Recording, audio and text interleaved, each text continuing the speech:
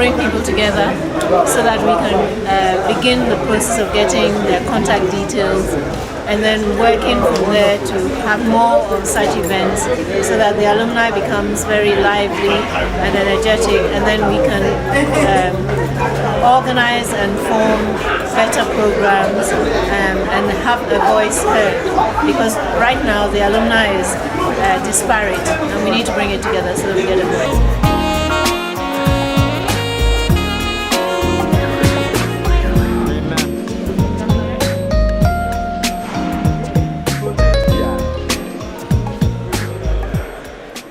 With the help of our Gimpa Corporate Affairs Alumni Office and the support of the Gimpa Student Representative Council Executive, here we are at last for the first Gimpa Alumni Homecoming Lecture. When we are analyzing the impact of tertiary education on the economy of the country, we cannot lose sight of the importance of universities structuring their curricula and making sure that their products are responding to the needs of the market. Gone are the days where universities were training solely to populate the civil service, to populate government educational institutions. Today, the civil service is absorbing just a minute fraction of the product of the universities.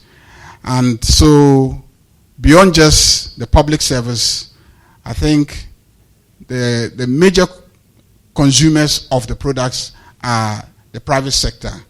And so programs must now be restructured to respond to that. That has serious implications for a university, very serious implications for a university.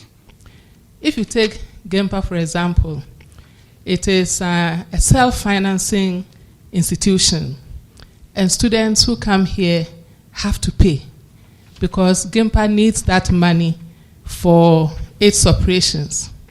Sometimes the impression we get is that those who come here, they see the payment as cost and not as investment.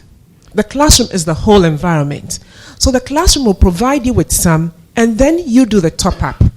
And I keep telling people that you keep saying you don't have a job, and that's because you have 3 areas in your life that you haven't mastered. That's your attitude, your skill, and your knowledge.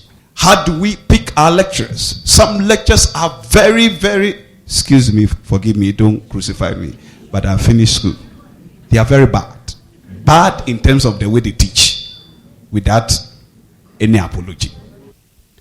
Our traditional universities have not helped the graduates that they churn out to impact positively on our society because we have not changed the curriculum that Guggisberg's time we were teaching.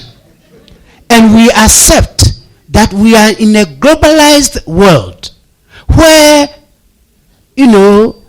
things are changing by the day.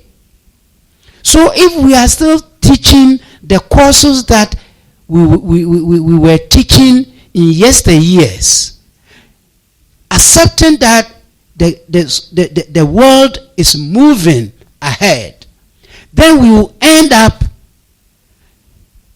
churning out graduates who will go out and form Unemployed Graduates Association. Yes, I agree.